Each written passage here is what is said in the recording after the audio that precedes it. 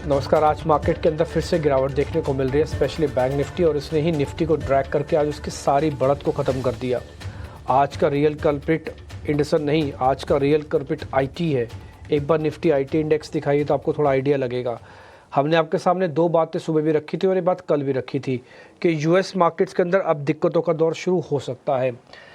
ऐसा नहीं है कि यूएस पहले से बहुत अच्छा था। बीच में डोनाल्ड ट्रंप के आने के बाद खुद यूएस के कई एनालिस्ट और हमारा भी ये मानना था कि शायद वो ट्रेड को थोड़ा बेहतर करेंगे और अच्छे से रेगुलेशंस लेके आएंगे और बेहतर से ट्रेड को बढ़ावा मिलेगा। लेकिन उनका स्टांस टैरिफ को लेकर बना, उनका स्टांस डिपोर्टेशन को लेकर बना कि लोगों को बाहर भेजो और टैरिफ लगाओ। ये अफोर्ड तो कर सकती है कोई भी कंट्री, लेकिन बहुत देर तक और बहुत ज़्यादा नहीं कर सकती। दूसरा, आप ग्लोबली इतने गुथे हुए हो आप उन दूसरी कंट्रीज़ के साथ कि आप अगर अलग थलग कोई भी डिसीजन लेना चाहो तो आप सक्सेस जल्दी नहीं पा पाओगे। तीसरी इंपॉर्टेंट बात, आपका अपना बेसिक इंफ्रास्ट्रक्चर ही तैयार नहीं है उनसे पंगा लेने के लिए। अगर आप टैरिफ लगा रहे हो, क्या आपका बेसिक इंफ्रास्ट्रक्चर उतना तैयार है? ऐसे कई क्वेश्चंस खड़े थे यूएस जब China, Mexico, Brazil, Canada, India जैसी कई कंट्रीज़ के साथ टैरिफ वॉर में बिजी था। उसका इम्पैक्ट ये हुआ कि अगर आपने खड्डे खोदे तो उस खड्डे के अंदर आपका पाँव भी जाएगा। वहाँ के देश की इकॉनमीज़, वहाँ का इन्फ्लेशन का प्रेशर, वहाँ की अपनी सारी चीज़ें डिस्टर्ब होने लगी। डिस्टर्बेंस आईटी से साफ दिख रही है। वहाँ के आईटी स्टॉक्स धड़ाधड़ टूट रहे हैं। अभी तो डीप सीक सिर्फ एक ही मामला था, ऐसे ना जाने कितने और मामले दूसरे देशों से अलग अलग रूप में आ सकते हैं। तो वहाँ की आईटी कंपनीज ज़ोरदार टूटी तो इंडियन आईटी कंपनीज पर भी प्रेशर आया, क्योंकि उन्हीं का ही आउटसोर्सिंग और सर्विसेज का काम हमारे पास रहता है। करीब 4% टूटे। तो आज निफ्टी आईटी इंडेक्स 4% टूटे हैं और कोई भी आईटी कंपनीज आपको नहीं दिखेगी, फ्रंट लाइन और छोटी, जो आपको हर निशान में दिखेगी। इसका नुकसान क्या हुआ? करीब 150 पॉइंट निफ्टी टूट गया। कल भी निफ्टी ने इसी लेवल से बचा के अपने आप को ठीक किया था। आज सुबह हमारे पास गैप अप था, हमने गैप अप ओपनिंग की मार्केट की, लेकिन उसके बाद हमने सारे लेवल्स खो दिए। कल का अगर आपको मैं ट्रेड देखूं तो कल बिल्कुल रिवर्स था। कल निफ्टी एक बार भी नीचे नहीं आया, आज निफ्टी एक बार भी ऊपर नहीं आया। आप देख लीजिए, आपके सामने है चार्ट। और कल का चार्ट अगर आपको रिकॉल होगा तो एक बार भी वो नीचे नहीं आया। जिस लेवल से खुला उससे लगातार ऊपर ऊपर ऊपर ऊपर जाके और डेज हाई पे जाके बंद किया। ये प्रॉब्लम चर्निंग की प्रॉब्लम है, मैक्रोस की प्रॉब्लम नहीं है। चर्न हो रहे हैं सेक्टर्स। कल इंडिसन एक बैंक्स की प्रॉब्लम के साथ पूरा बाजार कमज़ोर रहा, आज आईटी के साथ पूरा बाजार कमज़ोर है। क्या बाज़ार में और कोई मैक्रो चीज़ें बदली हैं? नहीं। एफआईज वहीं के वहीं खड़े हैं। डेरिवेटिव डाटा में कुछ ज़्यादा इंटरेस्ट नहीं है। दूसरा, और पुट कॉल रेशो वगैरह कुछ है नहीं अभी। मेजर मतलब उसमें कोई मेजर बदलाव नहीं है, ना ही अर्निंग्स आ रही है, ना ही कोई पॉलिटिकल खबर आई है। तो ऐसा तो नहीं है। तो फिर ये सिर्फ क्या हो रहा है? तो ये चर्निंग हो रही है सेक्टर टू सेक्टर। कई सेक्टर्स में पॉजिटिव आएगा तो उस सेक्टर का चलेगा, और किसी सेक्टर में नेगेटिव बनेगा तो उसका डाउनफॉल होगा।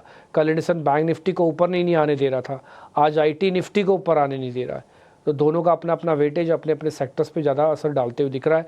और एडवांस डिक्लाइन की रेशियो बताने के लिए सफिशेंट है कि आज मूड और माहौल आईटी के साथ साथ और कई सेक्टर्स का भी हुआ है, और इसकी वजह से एनएससी और बीएससी के शेयरों की संख्या 1:3 की रेशियो में चल रही है। यानी कि 3 शेयर गिरे हैं तो उसके अगेंस्ट में सिर्फ एक ही शेयर ऐसा है जो भी आपको हरे निशान में दिखेगा। आज के हमारे मेहमान हैं सहज, उनसे हम जरा करेंगे बातचीत। सहज अग्रवाल कोटक सिक्योरिटी से हमारे साथ जुड़े हैं, उनसे बातचीत होगी। और साथ ही साथ हम आपको रिपोर्ट कार्ड भी दिखाएंगे शिवांगी शारदा का जो कल की हमारी मेहमान थी। पहले रिपोर्ट कार्ड दिखाते हैं, फिर सहज से करते हैं बातचीत।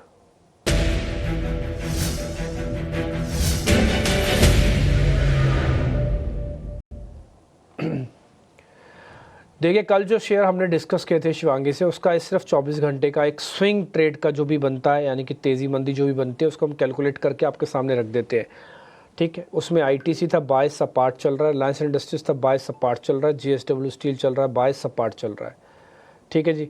Birla soft sell stop loss hit हुआ, जुबलेंट फूडवर्क बाय दिया था, स्टॉप लॉस हिट हुआ, मनापुरम बाय दिया था, स्टॉप लॉस हिट हुआ। हमें कोई दिक्कत नहीं है ये बात बताने में, हमने एक एक शेयर रखा है सामने आपके। जो शेयर कल डिस्कस हुए, डिस्कस कहने का मेरे मतलब जिन भी स्टॉक्स का ट्रेडिंग प्लेट्स आपके सामने आ जाती है जिसमें स्टॉप लॉस लिखा होता है, टारगेट लिखा होता है, हमारी तरफ से वो वैलिड सौदा है। डिस्कशन होने को 50 शेयरों में हो सकती है, लेकिन जिसकी ही प्लेट हम ट्रेडिंग में कन्वर्ट करके आपको दे दें, सिर्फ वही ट्रेडेबल स्टॉक्स हमारी तरफ से होंगे। और उसका हम एक रिपोर्ट कार्ड दिखाने की इसलिए कोशिश करते हैं ताकि आपको थोड़ा आइडिया लग पाए जो कल के हमारे मेहमान थे उनकी परफॉर्मेंस 24 घंटे के अंदर क्या रही। ठीक है, तभी हम नए मेहमान को कनेक्ट करते हैं। सहज के जो ट्रेड है वो भी हम आपके सामने रखेंगे, लेकिन एक दिन बाद। तो आज उनसे करते हैं बातचीत और उनसे ज़रा व्यू पॉइंट लेते हैं कि क्या करना चाहिए मार्केट में। सहज अग्रवाल मेरे साथ जुड़ चुके हैं। सहज नमस्ते, शुक्रिया, थैंक यू वेरी मच समय देने के लिए। कल इंडसन बैंक निफ्टी को ऊपर नहीं आने दे रहा था, आज आईटी इंडेक्स निफ्टी को ऊपर आने नहीं दे रहा।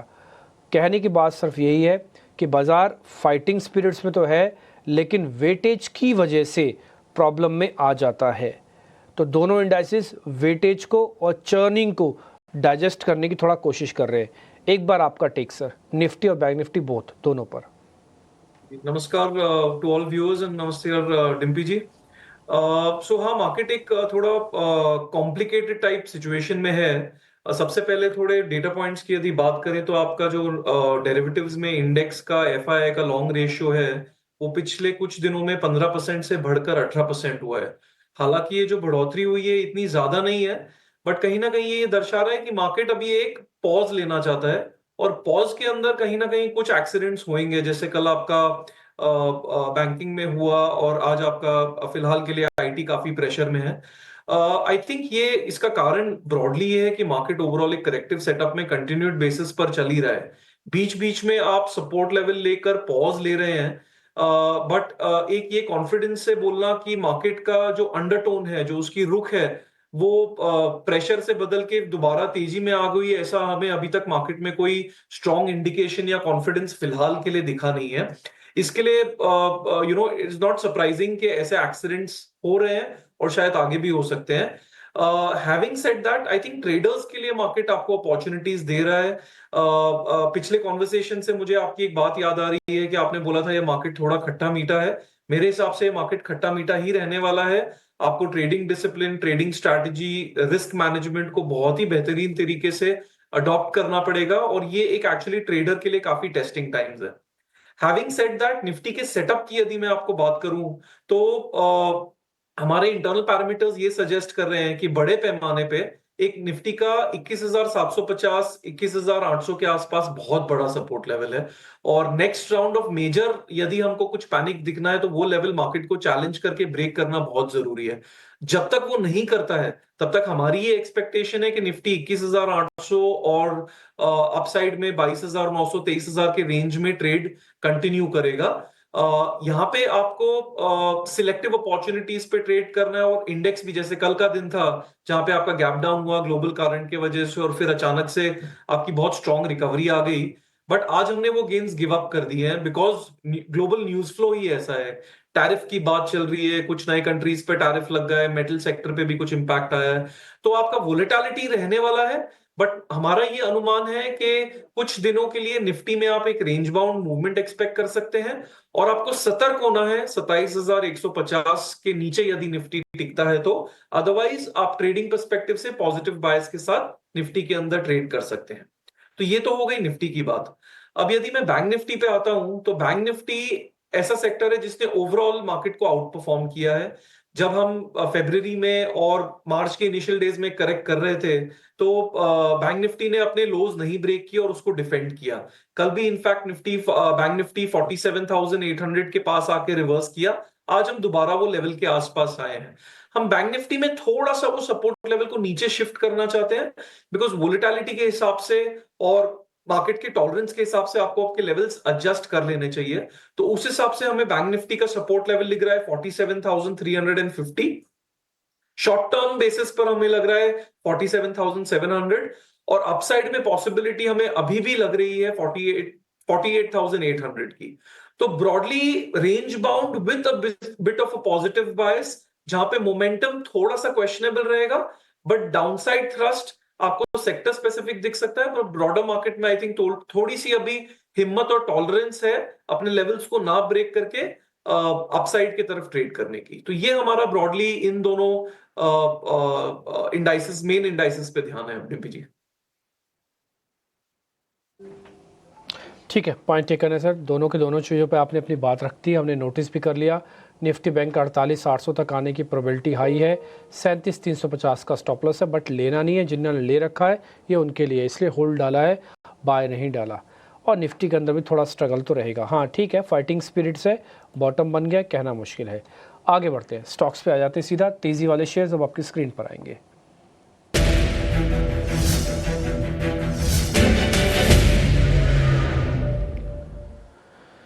टाटा मोटर्स और एबी कैपिटल्स है आज दो ऐसे शेयर्स जहां पर आज लॉन्ग पोजीशंस बन रही हैं। सहज एक बार जरा दोनों को चेक कर लो, अगर कोई ट्रेड बनता है तो फिर बताइएगा। जी। सो टाटा मोटर्स का चार्ट अगर आप देखेंगे तो स्टॉक ने काफी मतलब अंडर परफॉर्म किया। आई थिंक निफ्टी 50 के स्टॉक में से ये एक ऐसा स्टॉक है जिसने मैक्सिमम अंडर परफॉर्मेंस दिया होगा, मैक्सिमम करेक्शन दिया होगा। और अब जाके जब मार्केट ने एक रिवर्सल पॉइंट बनाया है, जो हमने आपको थोड़ी देर पहले डिस्कस किया, उसके बेसिस पे आप देखेंगे ये स्टॉक अभी थोड़ी स्ट्रेंथ बता रहा है, थोड़ी हिम्मत बता रहा है। तो टाटा मोटर्स में लॉन्ग बिल्डअप काफी जस्टिफाइड लग रहा है कंसिडरिंग द प्राइस मूवमेंट। और हमें लग रहा है कि दो चीजें, पोजिशनल बेसिस पर यदि इसको देखें, क्योंकि इसका करेक्शन इतना ज्यादा रहा है और फंडामेंटल भी हमें इसमें वैल्यू दिखती है, 600 का एक सपोर्ट इसमें पोजिशनल बेसिस पर बनता है और अपसाइड में आपका 800 तक का टारगेट जा सकता है। ट्रेड वाइज यदि मैं बात करूं तो एज अ ट्रेडर मैं इसमें 645 का स्टॉप लॉस मेंटेन करना चाहूंगा और 690 और 700 तक का ट्रेड आप इसमें ले सकते हैं, क्योंकि इसमें long buildup in line with the broader market setup है। इसके लिए ये ट्रेड थोड़ा सा रिस्क रिवॉर्ड वाइज जस्टिफाइड लग रहा है।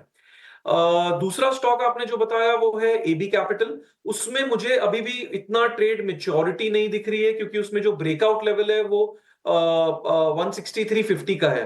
तो जब तक वो लेवल क्रॉस नहीं करता है तब तक मुझे लग रहा है इसमें मोमेंटम आने की पॉसिबिलिटी कम है और वेटिंग पीरियड थोड़ा ज्यादा हो सकता है। तो एबी कैपिटल को मैं मेरे कैलकुलेशन के हिसाब से थोड़ा सा अवॉइड कैटेगरी में रखना चाहूंगा। ठीक है, तो टाटा मोटर्स पे खाली एक पर ट्रेड आप समझ सकते हैं। एबी कैपिटल को हमने अवॉइड की स्टैंप लगा दी, यानी कि नो ट्रेड हमारी तरफ से। हाँ, आपके फाइनेंसर्स कहते हैं, फाइनेंशियल एडवाइजर्स कह रहे हैं कि ले लो, तो फिर आप अपनी कॉल रखना। हमने जितना पूछना था, जो बात रखनी थी, एक्सपर्ट्स ने जो पॉइंट रखना था आपके सामने, रीजनिंग के साथ उन्होंने रख दिया और उस पर अवॉइड बना। टाटा मोटर्स 700 तक खिंच के आ सकता है, किसी ने अगर कल परसों में लिया है। एक और बात, टाटा मोटर्स में दो तरह के लोग होंगे, एक जो इसमें वैल्यू हंटिंग कर रहे हैं और एक जो प्रॉपर इन्वेस्टर्स हैं जिनको टिके रहना है। हो सकता है उनके ऊपर की भी खरीदो, तो छोटा मोटा एवरेज करना तो आप भी एवरेज कर सकते हो, पहला पॉइंट। दूसरा पॉइंट, जिनको वैल्यू हंटिंग करनी है ना, अगर वैल्यू हंट होता है, अच्छा शेयर हाथ में आ जाता है, ट्रेड ग्रिप में आ जाता है, तो फिर शेयर्स पे राइड करो, फिर अच्छे मूवमेंट के लिए तैयार हो जाओ। वेल्थ क्रिएशन राइडिंग से, यानी कि स्टॉक होल्डिंग से ही आती है। स्विंग ट्रेड से वेल्थ क्रिएशन नहीं आएगा, ऑपरेशनल इनकम आएगी। ऑपरेशनल कमाई तो आ जाएगी कि महीने के अंदर आज 4 लाख आए, पिछले महीने 1 लाख नहीं आया, तो एवरेज होगी 2 लाख की। लेकिन अगर वेल्थ क्रिएशन करनी है, थोड़ा दिखेगा स्लो, लेकिन एट द वेरी लास्ट पैसा वहीं बनेगा। तो ये एक मार्केट वैसा भी है कि जहाँ पर अच्छे शेयर्स पकड़ के बैठे भी जा सकते हैं, जिसको हम इंग्लिश में कहते हैं buy right and sit tight. Done. तो दो शेयर और हैं, जरा सर से चेक करवा लेते हैं। First is short covering share Voltas, बढ़िया मूवमेंट दिखा रहा है, गिरा भी नहीं ज़्यादा पिछले 1-1.5 महीने से, अगर आप इसको चेक करेंगे तो। और दूसरा शेयर है HDFC बैंक, जिसने फाइनली वापस अपने 1700 वाली टेरिटरी को पार कर लिया। वोल्टास में अगर आप डेली चार्ट चेक करेंगे तो एक छोटा सा ब्रेकआउट भी आ रहा है इसमें। गर्मियाँ जोर के पड़ेंगी, सीजनल प्ले भी है। एक बार सहज आपके रिकमेंडेशन वोल्टास पे और दूसरी HDFC बैंक पे। जी, वोल्टास काफी इंटरेस्टिंग लग रहा है। इनफैक्ट आपने ही उसका जस्टिफिकेशन जो मैं भी बताने ही वाला था, शॉर्ट टर्म बेसिस पे थोड़ा ब्रेकआउट दिया है। तो आई थिंक यहाँ पे मोमेंटम है और मोमेंटम और फर्दर बिल्डअप भी हो सकता है। मैं यहाँ पे रेकमेंड करूंगा कि आप बाय ऑन डिप्स वाली स्ट्रैटेजी रखिए, 1390 का स्टॉप लॉस रखें और ऊपर में 1480 और 1520 तक का आप इसमें टारगेट एक्सपेक्ट कर सकते हैं। अगेन स्टॉक में मोमेंटम है और ब्रेकआउट दिया है, तो ये वाला ट्रेड काफी इंटरेस्टिंग लग रहा है। दूसरा आपने स्टॉक बताया है HDFC बैंक। अब HDFC बैंक पे हमारा पोजिशनल ध्यान है। 1640 का मल्टीपल सपोर्ट स्टॉक ने लिया है और इनफैक्ट हमने भी ये स्टॉक अपने क्लाइंट्स को रिकमेंड किया है। तो अराउंड ये प्राइस ही उसमें बाइंग दिख रही है और 1640 का इसमें आपको स्टॉप लॉस मेंटेन करके रखना है। और ऊपर की तरफ में आप इसमें 1800 1850 देख सकते हैं। तो ये मेरे हिसाब से काफी स्वीट स्पॉट पे है अभी traders as well as investors या मोमेंटम प्लेयर्स, स्विंग ट्रेडर्स के लिए, जहां पे रिस्क रिवॉर्ड आपके फेवर में है और अपसाइड का पोटेंशियल भी काफी रीजनेबली अच्छा लग रहा है इस पॉइंट ऑफ टाइम पे। ठीक है, पॉइंट टेकन। हमने शॉर्ट कवरिंग के 2 शेयर्स पता किए थे, सर ने इस पर वोल्टास पे मोहर लगाई, साथ ही साथ हमने जब तेज़ी के शेयर पता किए तो उसमें टाटा मोटर्स पे मोहर लगी है। निफ्टी बैंक निफ्टी पे कन्विक्शन हाई है बट फाइटिंग स्पिरिट जारी है और मौका देख के ही चौका लगाना चाहिए, नहीं तो अभी भूल जाना चाहिए। बाज़ार को समय लगेगा, ख़राब हुए हुए समय हुआ है और ठीक होने में भी समय लगेगा। अब आगे बढ़ते हैं, ज़रा मंदी के शेयर चेक करवा लेते हैं।